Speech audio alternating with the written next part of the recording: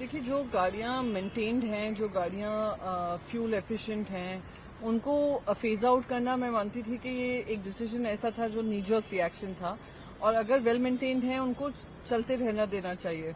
और अगर उन्होंने सुप्रीम कोर्ट ने इसका संज्ञान लिया है तो I welcome that decision. However, बहुत सारी ऐसी गाड़ियां भी होती हैं 10-11 साल चलने के बाद जिनके फ्यूल एमिशंस इतने होते हैं जो एयर पोल्यूशन की तरफ and which is hazardous for health, तो उस पर भी संज्ञान लेकर ये इम्प्लीमेंटेशन तभी हो सकता है जब सख्त तरीके से आरटीओ उसको लेकर ध्यान दे और स्ट्रिक्ट फाइन्स और पनिशमेंट्स लगाए अगेंस्ट पोल्यूटिंग व्हीकल्स। उनको फेज आउट करना, उनको कहना कि they will not be allowed in the NCR region कहीं ना कहीं गलत था।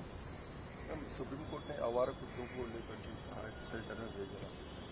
देखिए, सबसे ज्यादा दुख इस बात का है जी, बिल्कुल मैं समझ सकती हूँ कि जो आम जनता है उनको स्टेज का जो मेनेस था वो बढ़ रहा था, बहुत सारी ऐसी घटनाएं हो रही थी, अनटूवर्ड घटनाएं हो रही थी, लोगों का जान माल का नुकसान भी हो रहा था, पर उसके साथ ही साथ जो डिसीजन लिया गया है वो कितना इम्प्लीमेंटेबल है। ना बजट्स हैं सरकारों के पास, कॉरपोरेशन बजट भी सबसे कम रवैया किए जाते हैं इनको लेकर, स्ट्रे एनिमल्स को लेकर, स्ट्रे कैटल को लेकर। तो कहीं ना कहीं जो कॉरपोरेशन की जिम्मेदारी है शेल्टर होम्स बनाने की, उनकी न्यूट्रिंग करने की, उनकी इम्यूनाइजेशन की, वही नहीं हो पा रही है पुख्ता तरीके से। तो उनको कह देना, एक फरमान जारी कर देना कि सबके सब एक तरफ चले जाएं, उनको शेल्टर होम्स में डाल दीजिए, ये तो उन लोगों के साथ मैं मानती हूँ गुनाह होगा जो बोल नहीं सकते हैं, वो भी जीते जागते बींग्स हैं, बोल नहीं सकते हैं, अपना पक्ष नहीं रख सकते हैं, तो क्यों उनके साथ इस तरीके का व्यवहार। बल्कि I think they should come down heavily on all the corporations of the country कि ये जो स्ट्रे डॉग्स हैं उनकी तादाद नहीं बढ़नी चाहिए, एक्टिव न्यूट्रिंग होनी चाहिए, और साथ ही साथ शेल्टर होम्स बनने चाहिए जहां पे उनकी देखरेख की जा सके। यूनियन कैबिनेट ने आज 4 सेमीकंडक्टर मैन्युफैक्चरिंग यूनिट की घोषणा की है जो उड़ीसा, पंजाब, आंध्रा में बनेंगे। मैं बस यही कहूंगी कि घोषणा बहुत हो जाती है, इम्प्लीमेंटेशन क्या है वो भी ध्यान में रखना पड़ेगा। एक इम्पोर्टेंट प्रोग्रेस का मेजर यही है कि हम सिर्फ अनाउंसमेंट्स ना करें, हम अनाउंसमेंट वीर ना बने, हम कर्मवीर बने कि हम काम कर पा रहे हैं उस डायरेक्शन में। और अगर इस डायरेक्शन में काम होगा, देश आत्मनिर्भर बने और दूसरे पर निर्भरता कम हो, तो यही हर सरकार से उम्मीद रहती है।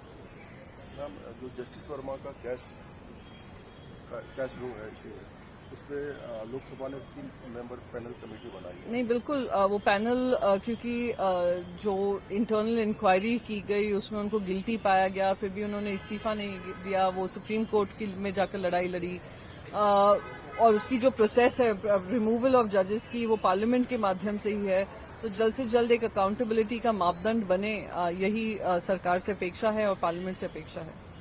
और मैम, जो राहुल गांधी लगातार सर को लेकर और पार्लियामेंट में किस तरह की प्रोटेस्ट हो रही है उसका जी, बस पार्लियामेंट में प्रोटेस्ट उस बात को लेकर हो रही है जहां पे वोटों के साथ डकैती हो रही है। मैं तो वोट चोरी भी नहीं कहती हूँ, ये डकैती कहती हूँ कि एक षड्यंत्र के तरीके से वोटर एडिशन हो रहे हैं, डिलीशन हो रहे हैं और मनमानी तरीके से काम हो रहा है। नड्डा जी ने लोकसभा चुनाव के समय घोषणा की थी 1 नेशन 1 पार्टी, क्योंकि वो खुद अपने आप से जनता का मन विश्वास जीतकर 240 पर अटके रह गए। अब इलेक्शन कमीशन के कंधे से अपना टारगेट पूरा करने की कोशिश कर रहे हैं। तो कुछ प्रश्न इलेक्शन कमीशन से पूछें, इलेक्शन कमीशन जवाब दे। हम आरजेडी लीडर तेजस्वी ने कहा है कि लोगों के नाम को हटाया जा रहा है बिहार में, तो एक्टिवली उनको हटाए जा रहे 60 लाख नाम हटाए हैं, जिसमें से 30 से ज्यादा लाख जो हैं वो माइग्रेंट्स हैं। तो माइग्रेंट्स का ऐसा ना हो कि जहां रह रहे हैं वहां पर भी उनकी वोट का अधिकार ना हो और जहां पे रजिस्टर्ड है वहां से भी उनको निकाल दिया जाए। तो ये तो उनकी डिसइनफ्रेंचाइजमेंट हुआ, तो उसके खिलाफ हम सभी बोल रहे हैं। और एसआईआर अगर उपयोगी पाया जाता है तो उसके टाइमिंग और इंटेंट का जो सवाल है जो बिहार में हो रहा है उस पर सवालिया निशान खड़े होते हैं, जिसकी आवाज तेजस्वी जी उठा रहे हैं।